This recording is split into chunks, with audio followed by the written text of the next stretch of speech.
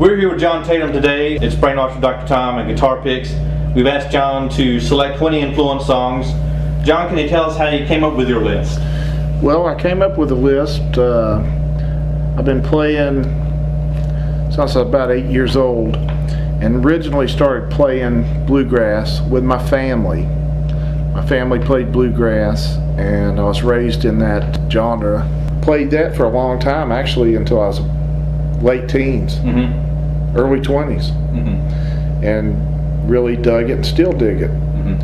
But when I got into my mid-20s, I went to college and started playing more electric music and got into the blues, and it's kind of been that ever since.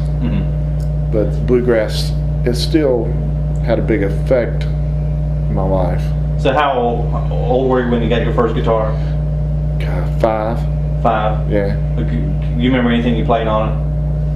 Well, some Hank Williams. Of course, a lot of these are more, I guess, influenced by artists as opposed to songs themselves. Right. Okay. Well, on to the list. Coco Montoya, Get in Gear.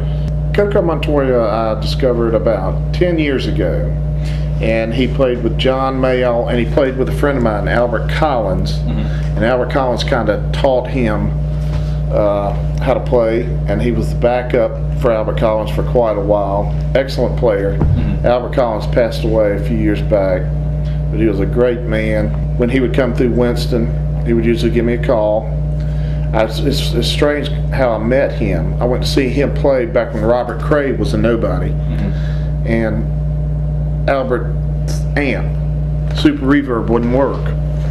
So he's getting ready to go on stage, and super reverb wouldn't work. He's like, anybody in the audience know anything about amps? And since I had a guitar shop, I said, well, I'll look at it. So I went up there, and all I did was reach back and touch a tube. It came on, worked, and I was the hero. And he was so grateful. I mean, he was just so gracious, and said, and you know, every time he came through town, when I'm coming through Salem, I'll call you. Are you getting any residual for fixing the amp? No, but I wouldn't want any. It's just hearing him play is plenty. Is that a good level? Yeah, that's fine. Okay. Well, Coco Montoya, he can really burn, and he can hit, like Albert Collins, hit some notes that just send chills up your spine. You just got to hit one note sometimes. You don't have to hit a bunch of notes. That's my philosophy anyway. People have come to see me play and say, God, you're a great player, but you just stay in one spot. I've seen people that they're just all over the neck. They're all over it, just all everywhere. And I said, well, they're looking for it. I found it. So, but you know, he hits a lot.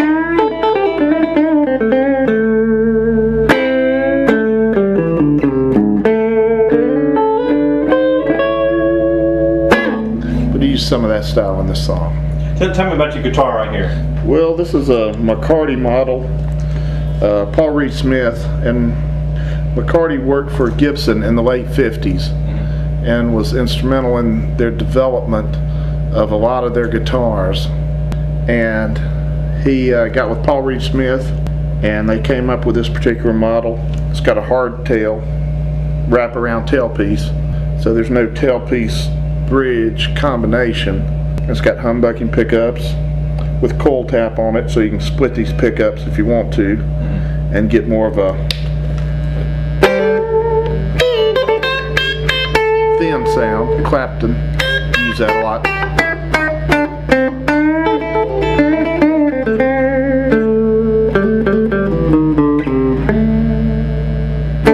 Not as powerful.